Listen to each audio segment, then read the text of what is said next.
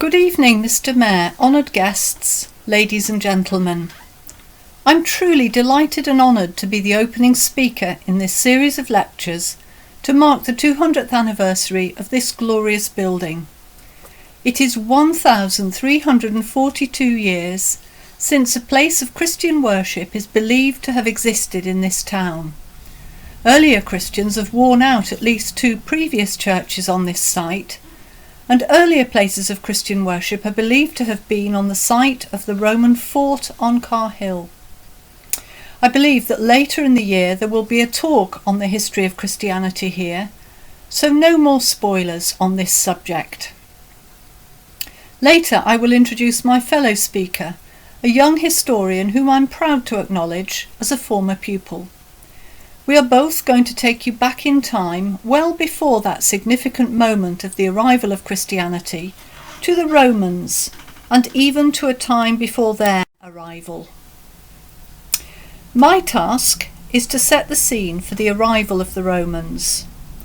I'm a linguist rather than a historian, and I hope you will be tolerant if my methodology lacks true historical rigour.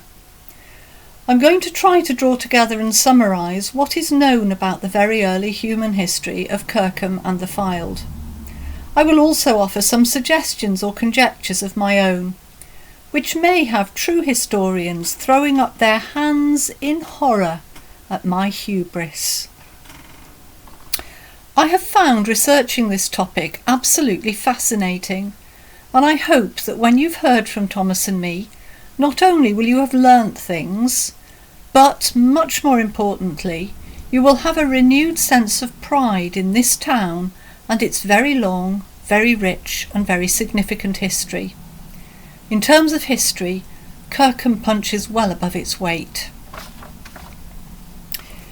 In his 1878 book, History of the Fylde of Lancashire, John Porter describes Kirkham as probably the earliest inhabited locality in the Fylde district. He also mentions that in the early 1800s, 2 or 3 Iron Age canoes were unearthed at Marton Mere near Blackpool, followed by further finds there, including Celtic hammers, stone-cutting implements, axes and spears that had lain buried in the moss nearby for centuries. I haven't been able to find out where these artefacts are, if they still exist. All I could find is this etching of an axe head found at Midgeland Farm. If anyone here tonight knows any more about this, please let me know later, and that goes for anything we say tonight. If you can add to or even correct what we say, please come and see us afterwards.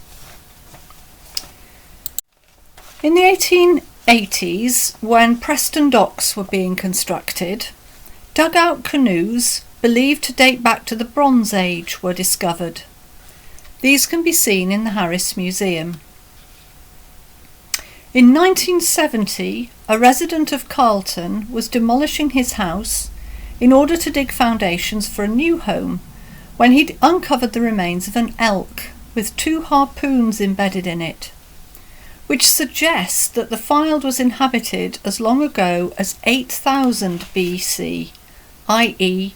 10,000 years ago. This find was of national importance. The elk, known as Horace, can also be seen in the Harris Museum, and they recently celebrated 50 years since his discovery. Unfortunately, as you may know, the Harris is currently closed for major renovations and is not due to reopen until 2024. In 2018, house building near Mains Hall was stopped temporarily when remains of late Iron Age roundhouses were discovered. Even more recently, in 2020, during roadworks on the A585 near Singleton, several artefacts were found by the Highways England team. Among the finds was this flint arrowhead from the early Bronze Age, approximately 4,500 years old. They also found pottery from the Neolithic period, which could be up to 10,000 years old. A large number of objects was unearthed, likely to be of national and international significance, including Stone Age tools. I don't know where or when these latest finds may go on display. I imagine they are still being investigated and catalogued. What all these local finds tell us is that our town is certainly pre-Roman in its origin, and I'm going to say a little of what Kirkham may have been like during the Bronze Age, roughly 2500 up until 800 BC, and the Iron Age, which is the name given to the period from about 800 BC up until the Roman occupation of Britain, which began in AD 43. So what do we know about England, particularly the Fylde area, in the Bronze and Iron Ages? There was no written language before the Romans, and so we have no records of life at this time. I have found that it's like trying to piece together a jigsaw puzzle, with no picture for guidance, and with the majority of the pieces missing. In the introductory chapter to their book, Roman Forts in the Fylde, which is a record of the excavations carried out at Dobrich in 1994, prior to the building of the houses on what is now aptly named Roman Way, the authors provide some pre-Roman background to the general area. It seems that there is evidence for relatively intense activity during the Bronze Age, when the terrain consisted of ridges of higher land, which were thickly wooded and surrounded by peat bogs and mosses. The people who lived in the Fylde during the Bronze Age were probably part of the group known as the Beaker people, who had spread throughout Europe, Britain and Ireland. They are so named because of their distinctive pottery drinking vessels. The images on screen give some idea of what a Bronze Age settlement may have looked like, with people living in groups of fairly rudimentary shelters, with clothing and footwear made of animal hides or simple woven woolen fabric. Life would largely have been at survival level, but the smelting of bronze allowed for the creation of tools, and in more advanced areas jewellery and other decorative items. Some items were even made of gold rather than bronze. And the axe head on the far left of the screen looks remarkably like the etching of the axe head found at Midland Farm. North of the River Wyre, there is evidence of a prehistoric trackway across Pilling Moss, known as Kate's Pad, along which groups of people would have travelled.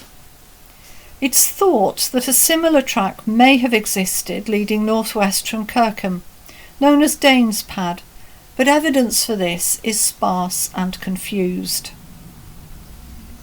Towards the end of the Bronze Age, the climate deteriorated, and at times the sea level rose significantly, producing a bleak, rather wet and possibly quite hostile landscape. The map on screen shows Over Wyre, but the landscape would probably have been similar across the Fylde generally during this time.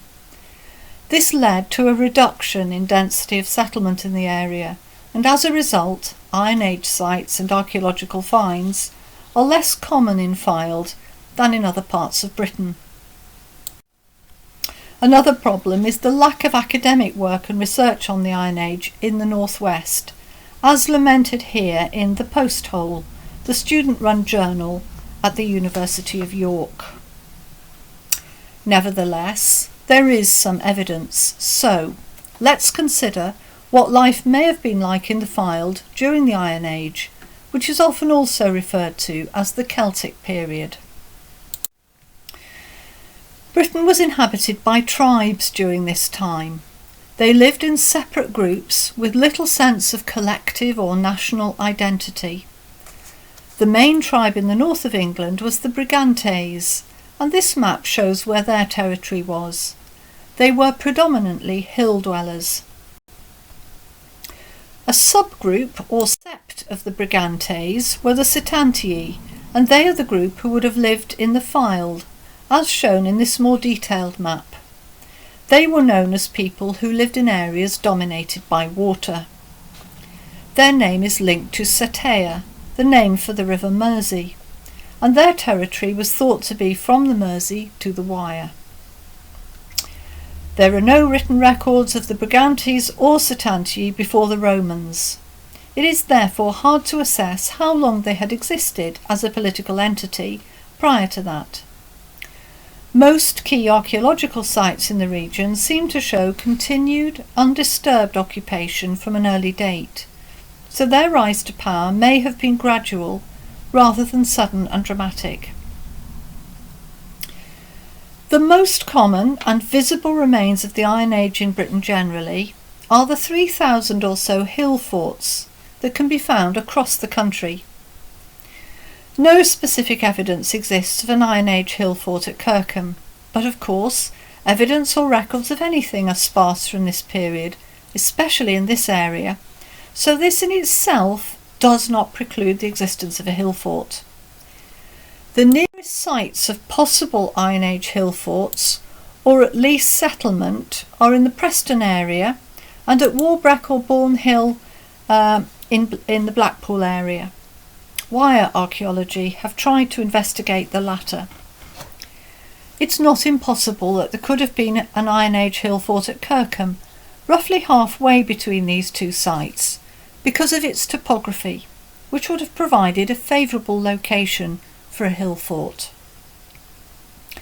The key topographical features which make this place favourable for settlement are the hill, Carr Hill, and the River Dow, known nowadays as Dow or Doe Brook. It is widely believed that the Dow was significantly bigger and more navigable in Roman times, and possibly even more so in the Iron Age, following the climatic changes and the rise in sea level mentioned earlier.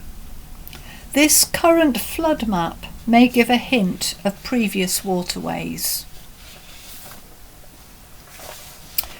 Another map, produced by a study in the journal Nature Communications, shows potential effects on sea level by 2050 of climate change caused by fossil fuels and greenhouse gases.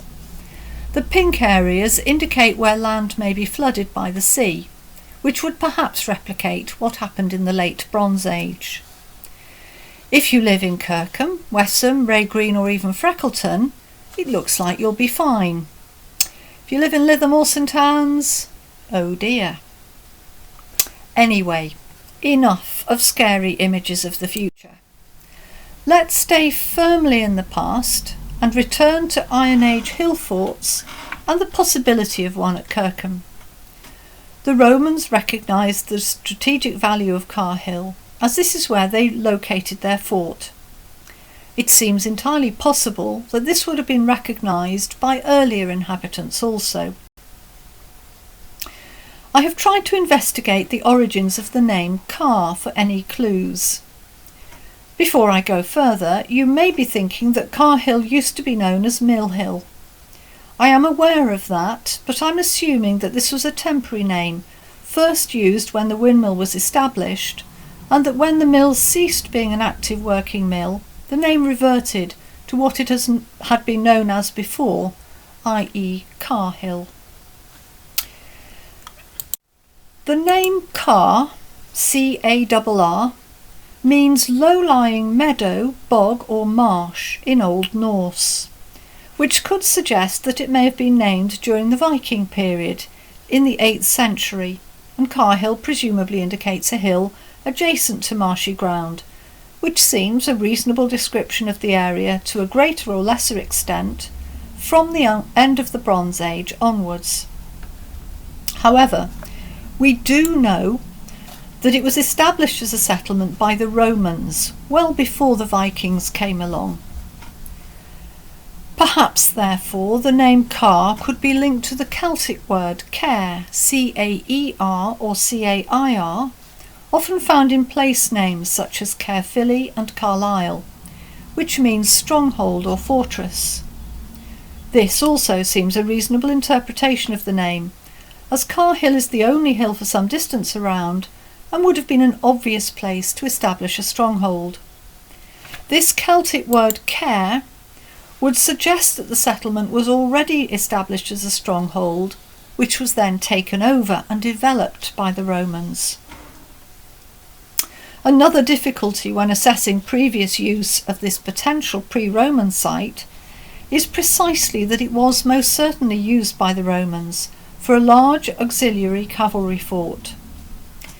Without wishing to preempt what we will learn about the Romans later, just imagine for a moment the effect on the site of all those soldiers and their horses, along with the building of fortifications and barracks for men and horses. I think we can assume that the Romans would have well and truly trashed the place and left little evidence of anything which previous inhabitants may have left behind, whether in the form of earthworks or other evidence such as artefacts. Let's see what the experts say. The authors of Roman forts in the Fylde think it likely that the Romans used the hill as a greenfield site, in other words, previously unused.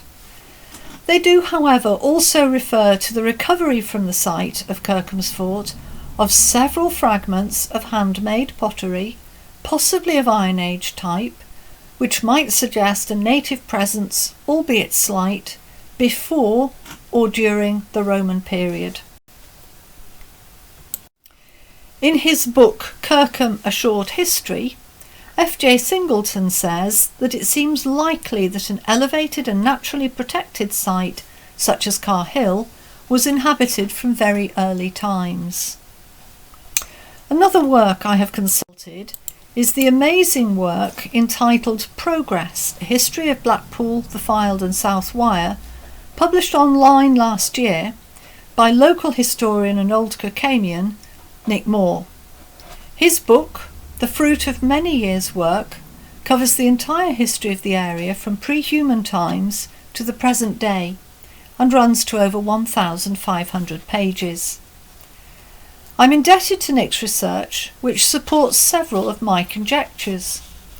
Nick believes that Kirkham and Ribchester were known by the Romans to be minor settlements of the Brigantes and Setantii.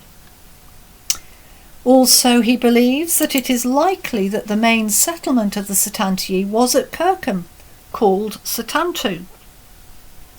And furthermore, he believes that the settlement at Kirkham was also known as Care something. I don't know how to pronounce those names, but it's the Care part that I'm interested in, as this endorses the connection to the Celtic word care, explained earlier, and strongly supports the idea of an Iron Age settlement here before the Romans. So before we look a bit more at the Iron Age, perhaps this is what Car Hill looked like when the Romans arrived. Back to the Setantii. Very little is definitively known about the Setantii tribe who inhabited Lancashire, including the Fylde in the Iron Age. The only direct reference to them and use of the tribal name is in the 2nd century AD in an Atlas of Britain charted by Ptolemy, who was a renowned Romano-Greek geographer and mathematician. In his atlas he includes the Portus Setantiorum, which means port of the Setantii tribe. So, there was a pre-existing port mentioned by the Romans as belonging to an Iron Age tribe. I'll come back to this briefly in a moment. At the time of the Roman invasion of Britain in 43 AD, the Brigantes dominated northern England under the rule of their queen, Cartimandua. We know a little of the Brigantes from the writings of the Roman historian Tacitus, who was the son-in-law of the governor of Britannia, Agricola. The Roman view was that the native tribes were savages, who worshipped the sun, painted themselves blue with woad, and that their priests were druids. Perhaps worst of all to the Romans, they wore trousers. The Romans were very scathing about the wearing of trousers, which they saw as the height of barbarity when compared to the Roman toga. What more is known then of the Setantii, this subgroup of the Brigantes who lived in this area in pre-Roman times and who are, presumably, our distant ancestors. Back to John Porter. In his History of the Fylde, John Porter provides a colourful description of the way they lived, based on Roman records, and I quote, "The hardihood of the native Britons of these parts is attested by the Roman historian Dion Cassius, who informs us that they lived on prey, hunting, and the fruits of trees, and were accustomed to brave hunger, cold, and all kinds of toil, for they would continue several days up to their chins in water, and bear hunger many days. In the woods their habitations were wicker shelters, formed of the branches of trees interwoven together, and in the open grounds clay or mud huts. They were indebted to the skins of animals slain in the chase, for such scanty covering as they cared to wear, and according to Caesar and other writers, dyed their bodies with woad, which produced a blue colour, and had long flowing hair, being cleanly shaved except the head and upper lip." And this is an image which I think encapsulates John Porter's description. You can see the scanty animal hide coverings. In top left you can just about make out a sort of shed behind the trees, which is obviously their fairly simple shelter.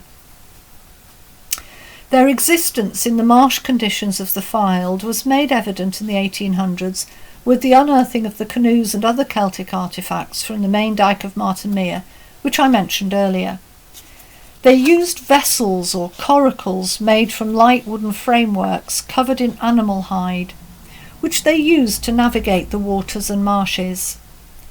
Rather surprisingly, Cassius Dio states that they did not eat fish, despite an abundance of fish in the rivers where they lived. So perhaps the fish supper, so beloved in the Fylde in our own times, does not date back to the Iron Age. It's thought that the tribe was still around in the Dark Ages, after the Romans had left Britain. Back, briefly, to the Portus Setantiorum, the port established by this tough tribe with their expertise in navigation. The exact location of this port has been hotly debated over the years, and indeed continues to be debated, and sites from Morecambe Bay to the Wirral are or have been considered. Ptolemy's map lists the following along the coast in the order they appear: Morecambe Bay, then the Portus Setantiorum, and then the River Ribble, so that this port was somewhere between Morecambe Bay and the Ribble. It has therefore also been suggested that it could have been at Kirkham, which of course, as we have seen, in Iron Age and Roman Britain was virtually on the coast, and with the higher sea levels, as we saw earlier, the Dow estuary would have provided a nice sheltered harbour for use by the settlement of Setantu Kirkham. The location of the Portus Setantiorum is a complex subject which needs much more time and expertise than I can provide tonight. For our purposes, the existence of the port, whatever its exact location, indicates that before the Romans came, people lived in this area, known as the Setantii, who had established a port, presumably for trading purposes. What might an Iron Age settlement in Kirkham have been like? What follows is a brief look at the Iron Age generally in Britain. Settlements consisting of individual stone houses with garden plots and large thatched round houses have been unearthed in parts of Britain, including just a few years ago near Singleton, which would have been a hub for domestic life. An open hearth fire in the centre of the house would have provided warmth, light, and a means of cooking food. The Iron Age diet itself was not unlike ours, consisting of bread, grains, porridge, meat, honey, dairy products, and even beer. Iron Age Britain was primarily agricultural, with crops and livestock providing the means of survival as well as commodities that could be exchanged with neighbouring farms. There was also time for leisure. Glass gaming pieces discovered in Iron Age burials indicate the presence of rudimentary board games, while the use of large upright weaving looms meant that clothing too played a part in daily life. Textiles were dyed bright colours, and decorative accessories such as brooches and pins have also been discovered. We can see from these images that objects are quite sophisticated and include decorative elements, indicating a culture not entirely taken up by survival, but with time for leisure activity and an appreciation of beauty. Note that there is no lettering on pre-Roman coinage. Significantly, the lack of written language was a limiting factor to their culture. With farming at the heart of Iron Age society, religious festivals probably followed the agricultural year. Two celebrations we know of are Beltane on the 1st of May, which welcomed the warm season, and Lammas on the 1st of August, which marked the ripening of crops. One festival still marked today is that of Samhain, around the 1st of November, a time when spirits were thought to pass between the two worlds, and this marked the end of the Iron Age year. There may have been as many as 400 gods and goddesses worshipped in Iron Age Britain, and weapons, animal sacrifices and other precious objects, believed to have been sacrificed to the gods, have been found in rivers, lakes and bogs across the British Isles. Worship would have been led by Druids, Celtic priests who led religious ceremonies. Most of our information about them comes from later Roman descriptions, some of which refer to the Druidic practice of human sacrifice. So this is the sort of society the Romans may have found when they arrived in this area, although we do need to remember that conditions had deteriorated in Fylde, so life was more basic and harsher than in other areas of England. No change there then. The levelling up the government is talking about is well overdue. On this note, you may be interested in a new book due to be published on the 14th of April, Northerners, A History from the Ice Age to the 21st Century, in which the journalist Brian Groom will chart how the North-South divide has ebbed and flowed over the centuries, possibly millennia. Incidentally, he will also show how Queen Cartimandua of the Brigantes, whose picture I showed you earlier, deserves to be as well known as Boudica or even Cleopatra. Sadly, as this book has not yet been published, I can only tell you what is in the pre-release synopsis, but it sounds like an interesting read. Finally, I want to consider the name of our town, Kirkham. The town's name, as you probably know, originates from the Danish kirk and ham, the Saxon for home or settlement, essentially church town or Eccleston. The name Kirkham must have been coined during the Anglo-Saxon period, sometime after 680, once the first church had been established in Kirkham, and the Norman invasion in 1066. We know from the Domesday Book of 1086, represented in the map on screen, that the name is recorded as Chicham, a variant form of Kirkham. So what might the town have been called before that? The Romans are well known for their administrative skills, and I feel sure that the place was of enough significance to them for them to have named it. Most likely their name would have been based on the fact that there was a fort, a castra, here, and so would have included the element of caster or chester in its name. Lancaster and Ribchester are two nearby places so named and refer to camps on the rivers Lune and Ribble respectively. I should at this point say that it's unclear exactly when these names were coined, as the Romans are believed to have called Ribchester Bremeter Nacum, and the name Lancaster is first recorded in the Domesday Book, with the town previously believed to have been known as Colunium or Galacum. So, using some licence, I'm going to rename Kirkham for tonight with a name dating to the period when it became a significant place.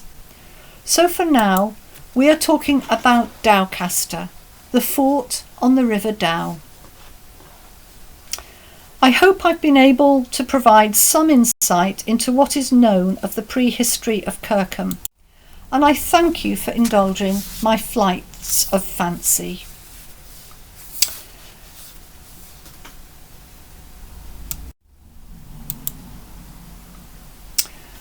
In the second half of this talk, I'm going to read the presentation prepared by Thomas Hewitt. I'll just give you a little bit of background to Thomas.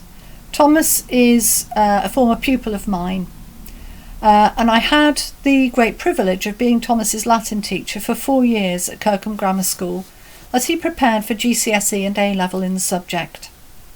I know Thomas to be a student of the highest calibre and enthusiasm. Thomas is currently an undergraduate at the University of Durham, reading for a degree in history.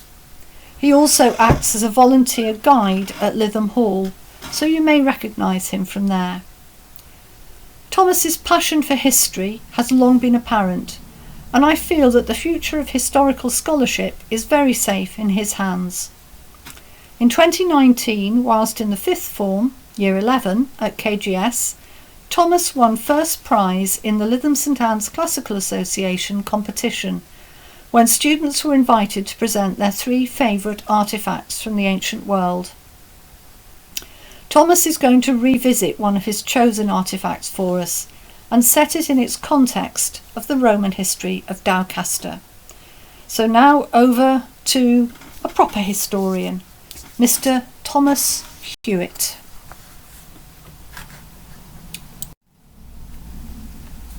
So, we have arrived in Dowcaster, and the Romans have arrived in Britain. Firstly, I want to consider why the Romans chose to establish a fort here in Kirkham on Car Hill. Well, at the time, Car Hill possessed a natural geographic and strategic value which the Romans would have immediately recognised. Car Hill was one of the highest points in the Fylde. As you can see in this watercolour of Car Hill from around 1900 by Edwin Robert Beattie, which is now in the Harris Museum, it commanded excellent all-round views of the surrounding countryside. It was naturally well defended on 3 of its sides and had a freshwater spring which could serve as the fort's water supply. Importantly, the area also had direct access via the River Dow, today known as Dow or Dow Brook, which would have been much wider and deeper than it is today, to the River Ribble and to the sea, making it a convenient point for the Romans' flat-bottom boats to land troops and supplies. And if we add to this the further possibility of Kirkham as the location of Portus Satantiorum, and the presence of an Iron Age hill fort on Car Hill, as you've already heard, Kirkham was very much the ideal place for the Romans to set up camp. Initially, from around 79 AD onwards, the Romans made a succession of 3 temporary camps on Car Hill, the outline of which you can see in blue on this map. Then, by 122 AD, the Romans had established a permanent stone fort made of red sandstone, which you can see here highlighted in pink, stretching across the modern-day Dow Bridge, around Kirkham Windmill, Carwood Drive, Dowbridge Way, Windmill Avenue and Roman Way. Outside the fort, there was a bathhouse for the troops stationed there, located in what is now St Michael's Road. There was also a burial ground for the dead in the fields on the opposite side of Dow Brook, near Brook Farm, where several urns containing ashes and bones have been discovered. There may also have been what is called a vicus or civilian settlement on the outskirts of the fort, close to the fort's east gate, around modern-day Myrtle Drive. Forts were known to attract followers from among the local population who sought to profit from the Roman occupation by setting up shops and trading. And there have been some finds of pottery in this area, including mortaria, kitchenware, and amphora, large storage jars, which would support this. The Romans had first attempted to invade Britain all the way back in 55 and 54 BC under Julius Caesar in Kent, but they made little progress and eagerly left after their ships suffered severe storm damage. Later plans to invade were put off by successive emperors until 43 AD, when the Romans began to successfully invade and occupy Britain on the orders of the Emperor Claudius, pictured from around this time in the cameo in the upper left part of the screen. However, the Romans did not occupy the northwest of the country, where the Brigantes and Sitantii lived, and instead made an alliance with their leader, Queen Cartimandua. She became a client of the Romans, and it was not until 71 AD that the Romans first entered Brigantia, and then only to help put down a rising against their ally, Queen Cartimandua. This is perhaps when the Romans first established a temporary camp at Kirkham. We know that the Romans advanced through the northwest from Chester to Carlisle, and it has been suggested that Kirkham might have been used as a base to land supplies by sea, a key feature of later Roman military strategy. We know that certainly by 79 AD, when the Roman governor Agricola led an advance into the north and Scotland, that he adopted such a strategy, and a camp was established at Kirkham. Incidentally, for reference, this is the same year in which Mount Vesuvius erupted and buried the town of Pompeii under several metres of ash. This camp later grew into a fortlet and coastal signal station, and by 122 AD, after the visit of the Emperor Hadrian to Britain, and he's pictured on the coin on the slide on screen, and made his decision to consolidate the Roman presence in Britain, a permanent stone fort was constructed at Kirkham. A pattern echoed locally with the forts at Lancaster and Ribchester, as were also rebuilt, and Hadrian's Wall further north was constructed. However, the stone fort was abandoned in the mid-1st century AD after only 20 to 30 years of use, meaning the Romans only occupied Kirkham for around 80 to 90 years throughout their time in Britain. You can see here on this map how the Roman military strategy would have worked, with troops and supplies landed at Kirkham via the River Ribble around the Freckleton Naze, only a day's sailing from Chester and the River Dee, as Agricola's main force advanced north on foot. Importantly, Kirkham was also closely interlinked to its neighbouring Roman forts by road, including Lancaster in the north, and most importantly nearby Ribchester, a fellow cavalry fort, and Walton le Dale. The succession of 3 temporary camps, first established at Kirkham from 79 AD onwards, were made of wood, probably felled from the dense woodland of the surrounding countryside. The fort was of a significant size, with 4 gates, and was designed to accommodate a cohort of around 500 auxiliary cavalry soldiers. Men who were not Roman citizens by birth, but recruited from the provinces of the Roman Empire. Inside the fort, wooden buildings would have been built to house the fort's small permanent garrison, while the passing soldiers shared 8-men leather tents. This reconstruction of the timber gate of the nearby fort at Ribchester, also a cavalry fort, perhaps gives us an idea of what the first forts at Kirkham may have looked like. with the near vertical turf ramparts used to protect the fort's outer walls. Indeed, in 2011, excavations in Myrtle Drive by the Wire Archaeology Group uncovered the remains of a post hole used to hold up a substantial wooden post belonging to the fort's structure, perhaps one of its gate posts. The temporary camps were successively refurbished as the older wood deteriorated, having a life expectancy of only 20 years. These camps later also had a tower constructed, becoming a signal station, acting as a beacon or lighthouse. These buildings were partly incorporated into the new stone fort, built in 122 AD, made of red sandstone probably quarried on the banks of the River Ribble. It took the shape of a playing card with rounded corners. Unfortunately, housing development on the site of the fort means we know little about the fort's interior structure. However, it would have followed the standard layout of similar forts like that at Ribchester, shown here. At the centre was the Principia, or the military headquarters.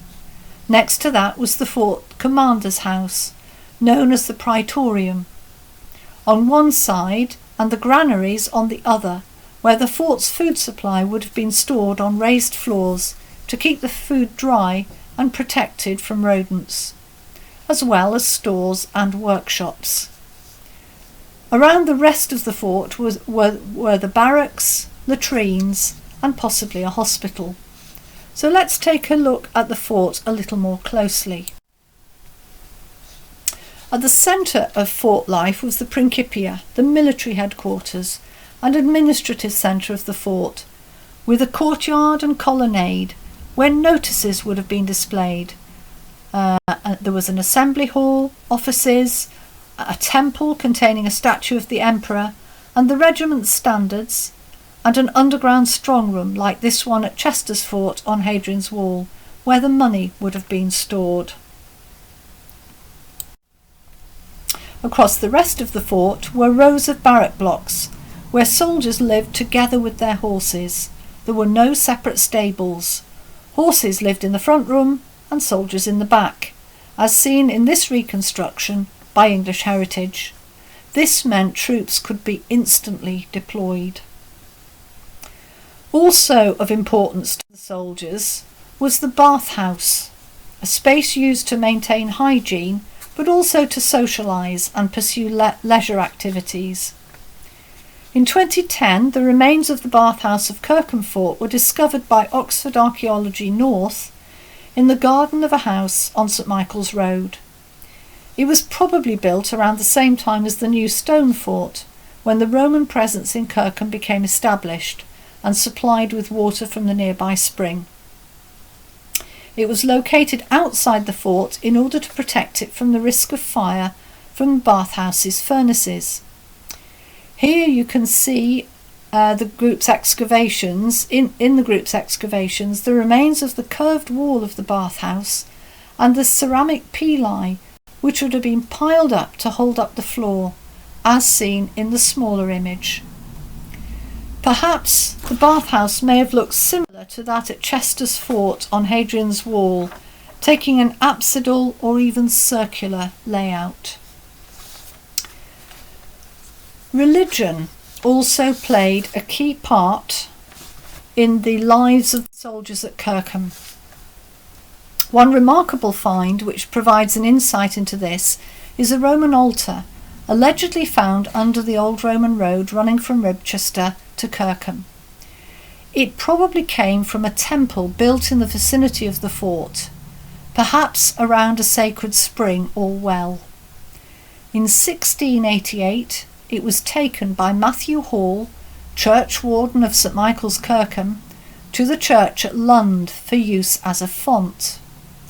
Perhaps, not unsurprisingly, he was reported to the local bishop and brought before him for setting up what contemporaries called a scandalous trough. But he must have got away with it, because still today the altar remains at the Church of St John the Evangelist in Lund in use as a font, with a lid now set in its top where offerings and incense would once have been burnt by the Romans. The altar depicts 3 dancing women on 3 of its sides, to whom the altar is dedicated. These are possibly nymphs, or more probably the Mother, a Celtic goddess displayed in triple form, the number 3 being sacred to the Celts. The Mothers became a very popular Romano-British cult, closely associated with fertility, and worshipped by both native population and the Romans, alongside the classical gods. Indeed, there is an altar at Ribchester also dedicated to the Mothers. However, undoubtedly the most important archaeological find from the Roman fort in Kirkham is this bronze Roman shield boss, or in Latin, umbo. It dates from the 2nd century AD and was discovered in 1792 in Dalbrook, close to the site of the former Roman Bathhouse, by John Willacy, a schoolmaster at Kirkham Grammar School. It was a hugely significant find and remains today the finest surviving example of a Roman shield boss in the country, and we are very lucky to have with us tonight a replica of the shield boss as part of the Kirkham in Amounderness Local History and Heritage Collection, now housed in the church, donated by the family of the late local historian Martin Ramsbottom, which was officially opened earlier this evening, before these speeches. The boss tells us much about Roman warfare and military technology in Britain during this period. Originally it would have been fitted to the centre of an auxiliary shield, that archetypal image we associate with the Roman soldier, and it would have been attached using rivets to the centre of the wooden shield in order to strengthen it. And you can see here how the boss would have originally looked on this mosaic, showing a cavalry soldier on horseback holding an auxiliary shield with a shield boss set at its centre. And if you look at the Kirkham shield boss, you can actually see the remaining holes where the rivets would have been fitted. The purpose of the boss's domed shape is to deflect any blows from the enemy, and its hollow back enables it to act as a recessed hand grip. The boss's engravings, shown here as an illustration, also cast light on the influence of religion on the military. They show Mars, the Roman god of war, in the centre, and Victoria, the Roman goddess of victory, the winged figure on the right, surrounded by battle trophies and eagles, both symbols of victory. Victoria symbolised victory over death. She is thought to have determined who would ultimately win a war, and was depicted in a hope of bringing the bearer success in battle, while Mars, the guardian of soldiers, is perhaps included in order to protect the bearer. These two gods, alongside Concordia, who was associated with peace, were worshipped in particular by the Roman army, with religious rituals largely continuing in Britain as if they were stationed in Rome. The shield boss, soon after its discovery, was sold and passed into the hands of Charles Townley, pictured here in the centre of this group of connoisseurs in the cocked hat. Now largely forgotten, he was the foremost collector of Roman and Greek antiquities in Britain in the late 18th century, amounting a massive collection of ancient sculpture which became known as the Townley marbles. He was from a well-born Lancashire gentry family and was the owner of nearby Townley Hall in Burnley, where his family had resided since the 13th century. Collecting such antiquities was then very fashionable, with many young aristocrats venturing around Europe on what was called the Grand Tour, to Rome and to Italy to see the sights of the ancient world as part of their education. But for Townley, collecting collecting was not just a fashionable pastime, but an immense passion, which verged on obsession, as you can see from these images of his London townhouse, where the place is literally crammed full of ancient artefacts. This is supposed to be his dining room, but it doesn't look like he did much eating in here. And the Kirkham shield boss was part of this magnificent collection. It was not alone, for as well as statues and marbles, he collected numerous other artefacts and archaeological finds, like this bronze Roman cavalry soldier's ceremonial helmet, discovered in Ribchester in 1796 by the son of a clogmaker, rather appropriate, I think, for Lancashire.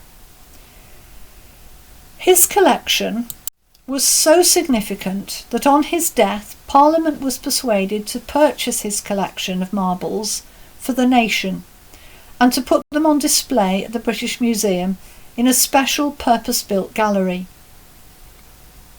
In 1814, less than 10 years later, the marbles were joined by Townley's other artefacts, including the Kirkham Roman shield boss, forming part of the foundational collection of the modern-day British Museum. His collection has since rather unfairly been overshadowed by the arrival of the famous Elgin marbles in Britain. And it is here, at the British Museum, where the shield boss remains on public display as the finest surviving example of a Roman shield boss in the country. It is an important part of Kirkham's cultural heritage and something of which we should be immensely proud. Indeed, I think there are few towns in Britain who can claim to have supplied an object that is not only in the National Museum, but in one of the greatest museums in the world. Finally, I want to end by attempting to answer that famous question, courtesy of Monty Python: what have the Romans ever done for us? Or in our case, what have the Romans ever done for Kirkham? Well, in choosing to site a fort at Kirkham, the Romans established Kirkham as the preeminent town in the Fylde, a position it would continue to hold for the next 1,000 years, until certainly the late 1800s, or arguably even still today. The old fort at Kirkham became the focal point for a growing settlement which stood out amongst the otherwise sparsely populated Fylde countryside. And it was here in 680 AD on Car Hill, around the site of the former Roman fort, that the first church in Kirkham was built, using stone from the old fort. And St Michael's Church and St Michael's Kirkham, this church, very much became the mother church of the surrounding area, with the villages of Westby with Plumpton, Clifton with Solwick, Freckleton, Wharton, Wheaton, Trailes, Singleton, Hambleton, Little Eccleston, the list goes on, all coming under its jurisdiction. Parts of the old Roman fort were even said to have been incorporated into the medieval church when it was moved here to its present site. Even as late as 1844, when the spire was being added to the tower, workmen discovered amongst the church fabric the tombstone of a Roman cavalryman slaying a barbarian. Unfortunately, the Victorians, in their wisdom, decided to have the tombstone broken up to make the foundations of the church path. So as you leave the church, somewhere beneath your feet are the remains of a tombstone, which would have looked very much like this one, discovered at Lancaster in 2005. The legacy of Kirkham's Roman past, therefore, is far more than the rumours of ghosts of Roman soldiers, or even the occasional coin found in a back garden. Although they may feel very distant today, the Romans are integral to Kirkham's foundation and development as a town, and their legacy can very much still be felt today.